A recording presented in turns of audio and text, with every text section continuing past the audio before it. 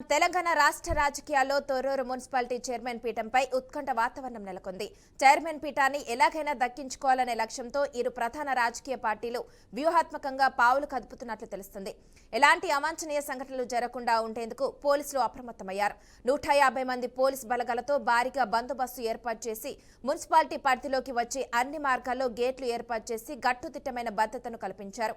ఇక ఈ పరిణామాల నేపథ్యంలో అధికార పార్టీ కాంగ్రెస్, ప్రతిపక్ష బీఆర్ఎస్ మధ్య రాజకీయ పోరు నువ్వా నేనా అన్న రీతిలో కొనసాగుతోంది.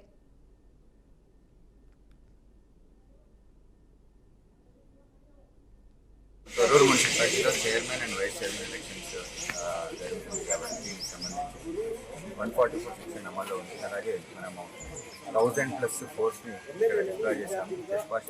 చెక్ పోస్ట్ ఏర్పాటు చేసుకున్నాం. అలాగే ఇక్కడ తొర్రూరు మున్సిపాలిటీలో ఈరోజు ఫ్లాగ్ మార్చ్ కూడా చేయడం జరిగింది. తొర్రూరు మున్సిపాలిటీ ప్రజలకి నా విజ్ఞప్తి ఏంటంటే అనవసరంగా ఎవరు కూడా రోడ్ పైనకి రావద్దు. పోలీసు వాళ్ళతో సహకరించాలని నేను కోరుతున్నాను. ఇక్కడ మున్సిపాలిటీ ఏరియాలో ఉన్న ఇంట్లో ఉన్న వాళ్ళకి కూడా నా విజ్ఞప్తి, ఇంటి లోపలికి మీ ఇంటికి సంబంధం లేని వాళ్ళు ఎవరు కూడా ఆలోచించారు. Thank you.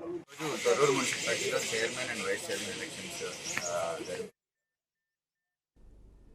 మొత్తం 16 వార్డుల్లో బీఆర్ఎస్ 9, కాంగ్రెస్ 7 గెలుచుకున్నాయి. పాలకుర్తి ఎమ్మెల్యే యశస్విని రెడ్డి, వరంగల్ ఎంపీ కడియం కావ్యల ఎక్స్ అఫీషియో ఓట్లతో కలిసి కాంగ్రెస్ల సంఖ్య 9కి పెరిగి 2 పార్టీల బలాలు సమానమయ్యాయి. ఎన్నిక ప్రక్రియ ప్రారంభించాక ఎంపీ కావ్యకు ఎక్స్ అఫీషియో ఓటు లేదని, గతంలో ఆమె వరంగల్ కార్పొరేషన్లో ఓటు హక్కు వినియోగించుకున్నారని గులాబీ నాయకులు అభ్యంతరం వ్యక్తం చేశారు. ఆర్టీఓ గణేష్ చర్చించుకునేందుకు సభ్యులకు కొంత సమయం ఇచ్చినా కూడా ఫలితం లేకపోవడంతో ఎన్నికను వాయిదా వేశారు. ఎన్నిక నేపథ్యంలో మాజీ మంత్రి ఎర్రబెల్లి దయాకర్ రావు తన పీఏ భాస్కర్ తో కలిసి మున్సిపల్ కార్యాలయం లోపలికి వెళ్లడంతో కాంగ్రెస్ కార్యకర్తలు అభ్యంతరం వ్యక్తం చేశారు. దీంతో దయాకర్ బయటకు వచ్చేసిన పీఏ లోపలే ఉన్నారు. పీఏ బయటకు రావాలంటూ నినాదాలు చేసిన కాంగ్రెస్ కార్యకర్తలు ఆయన బయటికి రాగానే దాడికి పాల్పడడంతో ఉద్రిక్త వాతావరణం నెలకొంది.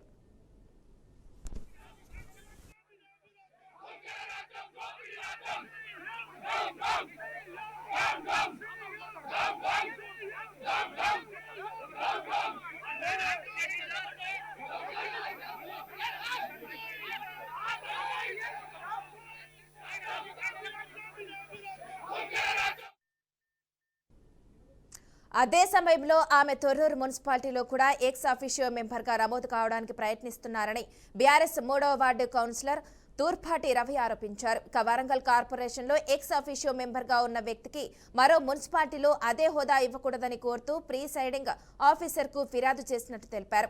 Kadiyam Kavya ex officio vote నమోదైతే ఇరు పార్టీల బలం సమానమయ్యే అవకాశం ఉందని రాజకీయ విశ్లేషకులు అభిప్రాయపడుతున్నారు. ఇన్ని రాజకీయ ట్విస్టుల మధ్య తొర్రూరు మున్సిపాలిటీ చైర్మన్ పీఠం చివరకు ఏ పార్టీ చేతికి దక్కుతుందో చూడాల్సి ఉంది.